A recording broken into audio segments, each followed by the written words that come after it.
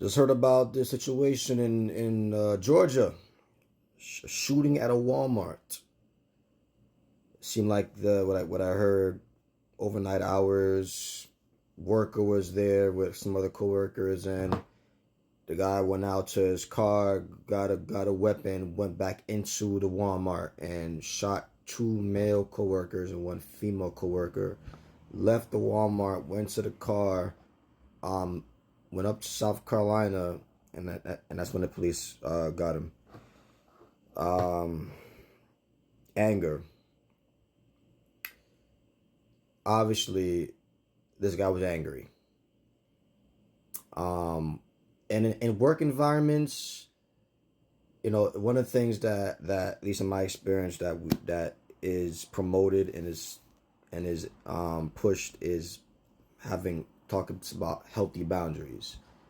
Um, pri- uh, well, not much about privacy, but the Bible has a lot to say about privacy, and there are people in work environments that have issues with privacy, telling people all the details about their life, people being buddy buddy with people and gossiping, and there's maybe someone sleeping with that person, and someone else finds out, her boyfriend found out, and she gets mad at her, and all these things. There's so much drama, toxic work drama. Um, and of course, people don't know how to speak to each other. People don't know how to speak to each other in love. Let us sit in. People don't know how to speak to each other in love. Patience, with humility. We don't. And that further gets people upset. There's gossiping, there's threats, there's profanity, there's maliciousness going around, right? Which continues to fuel the hatred. So rather than putting the water to the fire, we're putting the oil to the fire with our words, body language, unforgiveness, pride, and making it worse.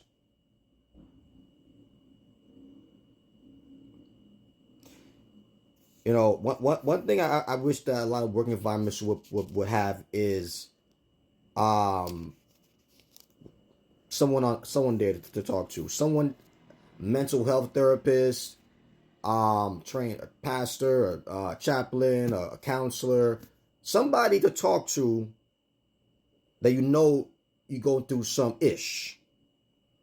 stuff with your coworkers.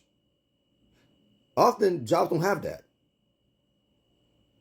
It's business as usual. It's making money as usual. But there are things going on that need to be addressed. And we cry when people die. There's people that are angry with their coworkers every day, with their boss every day. Will everybody take a gun and shoot somebody? No, but somebody just might. You don't know.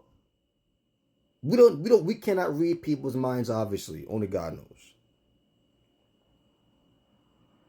And there are many jobs places of employment where training and classes on emotional intelligence and boundaries and privacy and respect for communication is not really done. Maybe there's talks on boundaries and this is definitely about sexual harassment. That's there, but not emotional intelligence, not ways of healthy communication. At least in my personal experience with on the job training.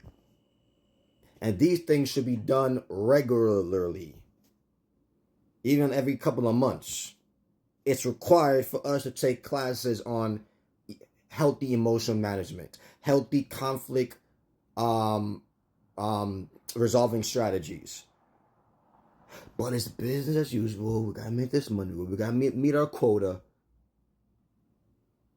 But beyond all that, there's issues going on. There's problems going on. There is infidelity going on, cheating going on, lying going on, scamming going on, bad blood between coworkers going on. And there are people who don't know how to have boundaries and say, listen, I'm not going to associate myself with this person anymore, or I'm going to minimize association with this person anymore because this person and I really cannot get along. There needs to be a separation, whether it's super minimal contact or someone gets transferred. That needs to be addressed. If it's so bad that y'all cannot, those two people cannot get along and there's so much tension, there must be separation.